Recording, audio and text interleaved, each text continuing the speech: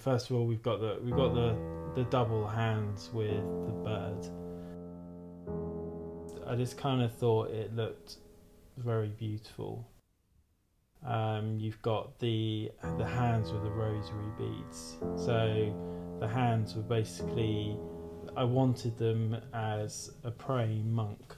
So it's almost like he'd been praying so long, he'd actually died and he was still in the position that he was in when he was praying. Then we have the pups now in alcohol. I believe the smaller ones were stillborn. The larger one, I believe, lived for a little while, but then unfortunately died. But they came from a friend. The girl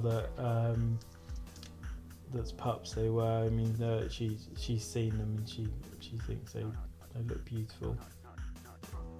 The difference in value is obviously quite extreme between the different pieces. The hands with the birds, we've kind of had to take a bit of a stab at the dark with it, because we've never sold two hands like this, but we're looking at selling that for around £1,600. Likewise, the praying hands will be priced at the same sort of price. The puppies are probably going to be more around sort of like the £300 mark, but we have a much bigger one as well, which is probably going to be more around £500 mark. Memento Mori is run by myself and my partner. It's a place where skeletons can come and find a good home as such. It's somewhere where some people feel comfortable, some people don't feel comfortable. Most of the time when people don't feel comfortable coming in, by the time they leave they are comfortable. So it's kind of like a mini kind of haven as such. The pieces that I produce, I look to make aesthetically beautiful to the eye.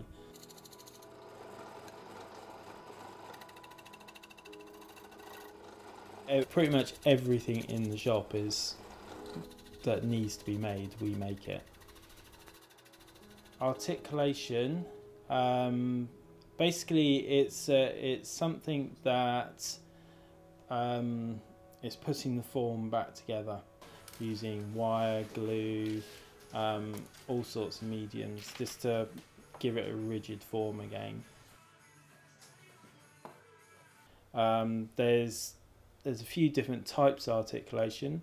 You got the traditional method where it's all articulated, so it can be a medical specimen which people like handle, so the limbs still move, they've got some sort of flexibility in them, and then you've got the type of articulation which I do, and that basically everything becomes rigid, so it's set in a pose, and that's the pose it stays in. But I always use glues and stuff that can actually be removed, so if at any point somebody wants to take it apart, the bones haven't been damaged, and that's very important to me.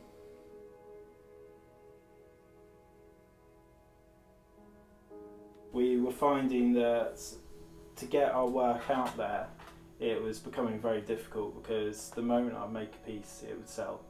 So we actually made 3 pieces which were going to be for exhibitions and to go into galleries and places like that to show what we can actually do. And that's what Lizzie's going to be. She's going to be our first piece that we will keep, and we'll go to exhibitions and people can basically see what we're capable of. But yeah, she's staying with us, not going anywhere. I think I'd be crucified if I sold her.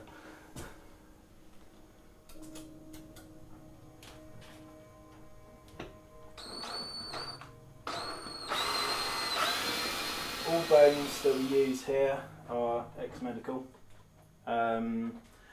This one in particular, this was our very first skeleton, but she's about 100 years old. 150 years old. Came from Victorian workhouse, from what we know.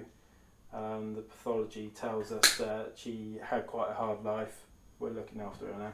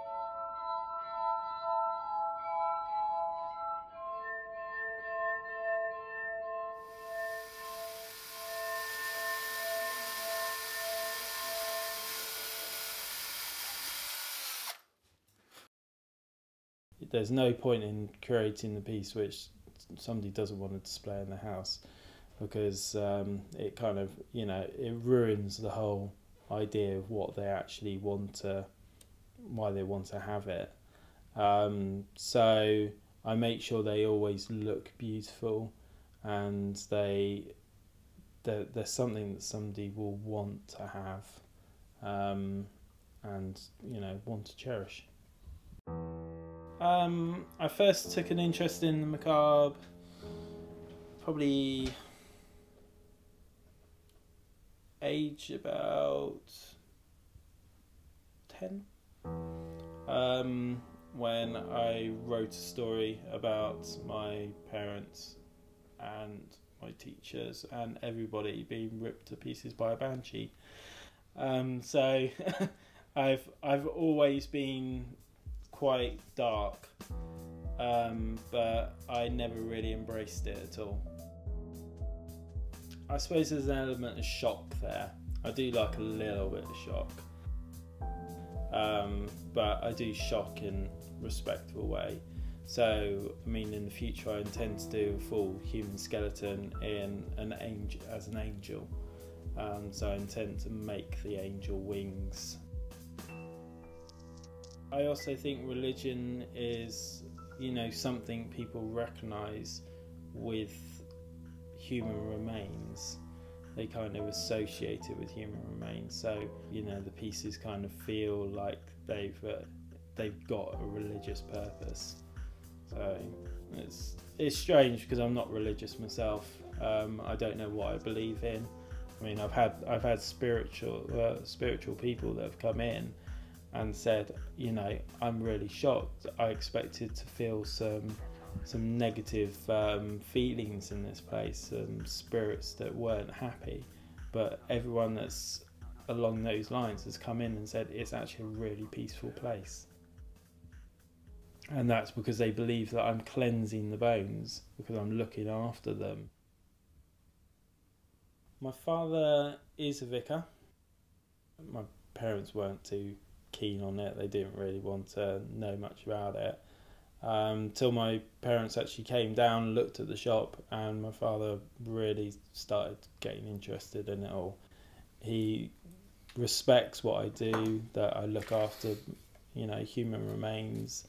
I don't treat them like an object that just makes me money.